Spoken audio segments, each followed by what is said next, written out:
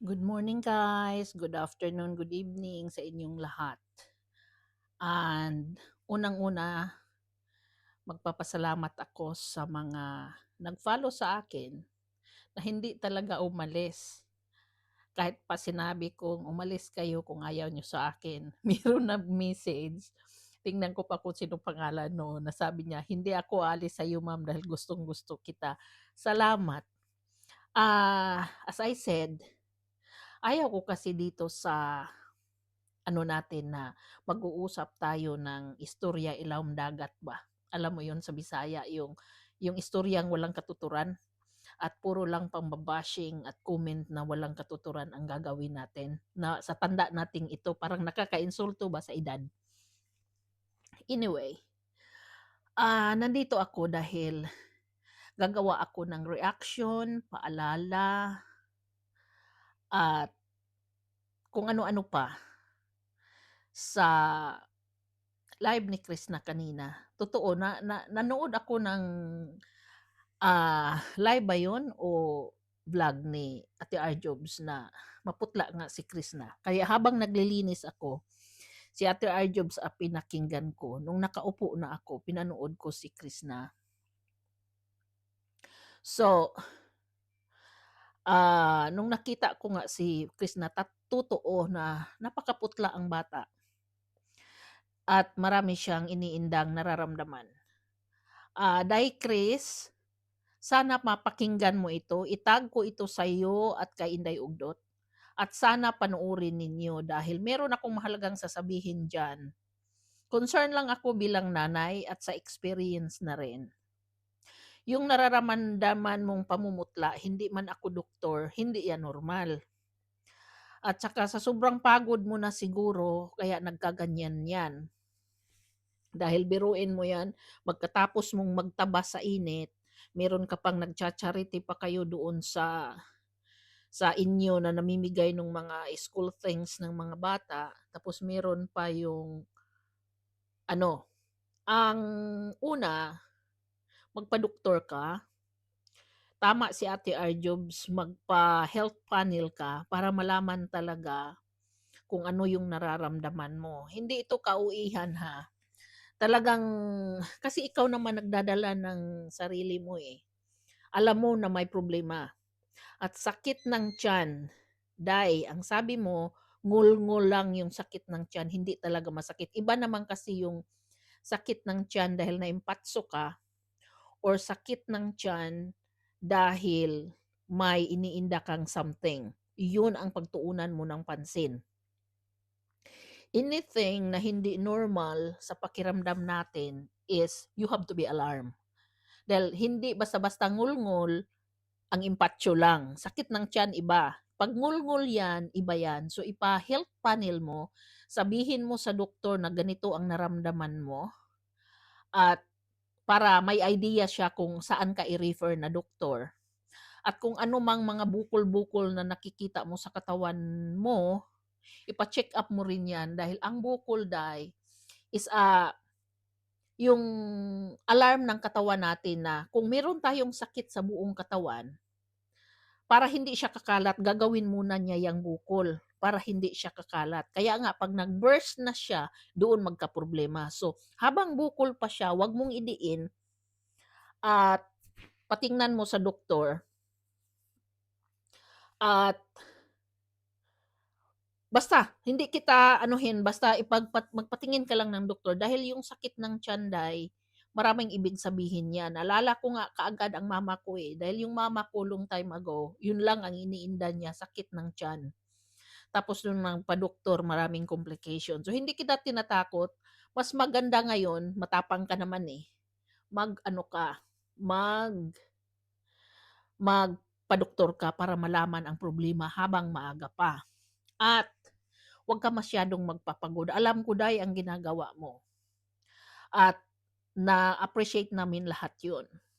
Pero isipin mo na ang body mo iisa lang. At unang-una, sa'yo nakaasa ang pamilya mo. Paano na lang dahil kung magkaproblema ka? Alam kong naningkamot ka na ma-appreciate ng mga viewers mo namin na meron kang upload palagi.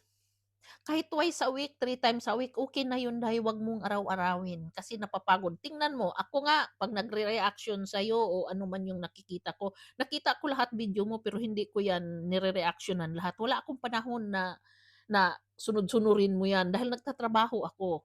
So, kailangan pareho tayo may time, may schedule at meron tayong ilalaan na time diyan kung makaupo na. Alam mo 'yun, yung nakaupo ka na wala ka ng ibang iniisip, doon ka mag-vlog, ano, doon ka mag-upload. At yung pabag-vlog naman, lahat naman 'yan puwede mong gawin sa tamang panahon, eh. Kaya kalma ka lang at yung mga nag-sponsor pala sa'yo, salamat sa inyo na binigyan mo si Krishna ng may vlog na mga ano. Pero ito lang masabi ko sa inyo.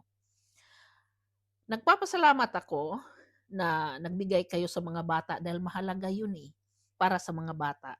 Pero nung nakita ko kasi si Krishna sabi niya, bibili siya ng mga gamit para sa pinsan niya na namimigay. Kampante na ako doon na kaya niya yun na mamigay siya para sa mga pinsan niya. Kasi may sinahod naman siya sa YouTube at pinsan niya yun, iilan lang yun. So naisip ko, kaya na yun. Ngayon hindi ko pala alam na at hindi niyo na rin naman dapat ipaalam, 'di ba? Na merong nagbigay para ipamigay doon niya sa mga kabataan. Maganda yung ginagawa ninyo. Kaso, ang problema doon is nagkaroon si Krishna ng ekstrang trabaho. Ang problema is kung hindi niyo napapansin, si Krishna walang sasakyan. Namamasahero, nagmomotor. Kasi 'pag bibili tayo ng bulky na mga gamit kasing maramihan, dapat may sasakyan tayo. Ang nagkataon wala man lang sasakyan si Krishna kaya mahirapan silang magbubuhat noon. Iba kasi 'pag may sasakyan ka, paparking ka doon, tapos kukuha ka ng mga cart, din may tutulong sa'yo at ilagay nila 'yan sa cart, so hindi masyadong mahirap. Ngayon alam ko mga ano pa naman 'yun, mga school supplies, so mabigat talaga 'yun. Kaya next time kung magbigay tayo ng pangpatulong ni Krishna, puwede bang ako na makiusap sa inyo, 'yun lang magaan. Kasi kung gusto ninyong tumulong ng ganito katulad niyan sa mga bata, maganda naman yung hangarin ninyo, eh. Kaso lang malaking trabaho 'yun kay Krishna at mga kapatid niya. Alalahanin ninyo mga maliliit sila. Yung si Krishna lang ang malaki sa kanila, sa totoo lang matangkad sa atin si Krishna, pero yung kapatid niyang lalaki maliit pa, yun si Inday Ugdot maliit din. Kahit nandiyan pa yung partner niya, oo tutulong naman yan, eh, pero sa daming bubuhatin, yung mga babae magbubuhat talaga. So, mahirap yun dahil wala silang sasakyan. So, sa next time, kung magpa-charity kayo, hayaan ninyo si Krishna. Ganito yun eh. Kung magbigay kayo ng pang-charity, hayaan ninyo si Krishna kung saan niya yun icha-charity. Kasi, para magaan lang sa kanya. Kasi kung tayo ang magdikta, sabihin natin, katulad na lang nung pinamili ninyo na para makapag-vlog siya or makapag-charity siya na mamigay ng mga notebook sa mga bata, tama naman yun eh. Kaso lang mabigat yun dahil wala siyang sasakyan. Ngayon, okey lang 'yan kung one of these days makabili siya ng bunggo. Alam mo 'yun, yung bunggo na sasakyan. Meron ako noon, eh, yung pangatlo kong sasakyan, 1, 2, 3. Yung pangatlo kong sasakyan is yung mumurahin na nabibili mo lang sa shop sa Cebu ko yun nabili na magkano ba bili ko nun? Parang 300,000 yata yung bili ko noon nung bunggo na 'yan. One day ma-afford din 'yan ni Krishna kung meron na siyang driver o marunong na siyang mag-drive. So doon, 'pag darating ang panahon na 'yun, puwede na tayong magbigay ng malakihang tulong para sa mga tao na 'yun na tutulungan niya. Sa ngayon wala pa siyang sasakyan, hindi po puwede 'yun. Dapat siya ang masunod sa icha-charity niya. Tapos, 'wag natin diktahan kung saan niya i-charity 'yun. Pareho lang naman yun, eh, tulong din lang naman yun, eh. Kaya Sana gano'n 'no, maintindihan ninyo ako. Tingnan niyo tuloy nagkasakit yung bata. Ngayon hindi madali 'yun dahil kung magpa-check-up 'yan si Chris na hindi natin alam kung anong resulta niyan. Pero hindi ko kayo sinisisi dahil gusto niyo rin lang makatulong as gusto ninyong sumikat si Chris na doon sa pagcha-charity. So, 'yun, ah, ganito 'yun ha, paprangkahin ko na kayong lahat. Alam ninyong gustong-gusto ninyong mag-charity si Chris na. Pero at para bang feel ko na para ninyo siyang para niyo siyang ikukumpit kay Pugong Biyahero para lang mapatunayan ninyo na nagkamali sila na maalis si Chris na sa PB team, 'di ba? Aminin niyo hindi 'yun ang pakiramdam ko, at patawad kung nagkamali ako pero 'yun, parang parang kinukumpit ninyo si Chris na kaagad mag-charity para lang maipakita kay Pugong Bihero na ang taong binitawan mo ay kayang-kaya din niya. Unang-una sa lahat guys, hindi binitawan ni Pugong Biyahero si Krishna. As I said, meron lang siguro silang pinag-usapan, mas magandang mag-charity si Krishna ng iba or mag-vlog si Krishna ng iba para magaan lang sa kanya. Ang pakiramdam ko niyan is yung intensyon ni Pugong Biyahero is para magaan lang kay Krishna dahil yung gawain nila na umaakyat sa bundok, it's not a woman thing. Naintindihan nyo? Ah, palagi ko na yan sinasabi na it's not a woman thing yung ginagawa ng mga PB team, puro sila lalaki. Ngayon, wag nyo siyang i-compete kay Pugong Biyahero dahil no matter what, hindi niya kaya yung makipag-compete. Mas maganda yung dahan-dahan, mas maganda yung siya yung kumikilo sa abot ng kanyang makakaya.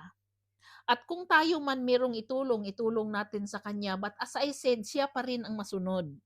Wag natin siyang madaliin, wag natin siyang ipupush ng tudo-tudo dahil katawan ang puhunan. At kung mape-pressure ka dahil mag-isip siya, o kailangan ko nang mag-charity ngayon dahil naghihintay yung mga tao na nagbibigay ng pira na ito. Di nape-pressure ngayon siya. Yung pressure guys ay nakadagdag yun sa health na sa pagbaba ng health natin is nakadagdag yung pressure.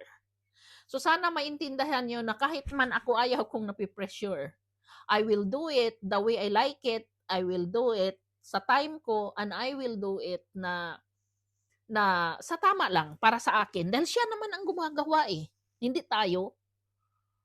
At baka sabihin niyo, pakialam mo, hindi ka nagbigay. Totoo yun, hindi pa ako nagbigay. Pero hindi ko rin ipaalam sa inyo kung magbibigay na ako. I promise, hindi niyo malalaman yan. Kaya, ganun lang yun eh.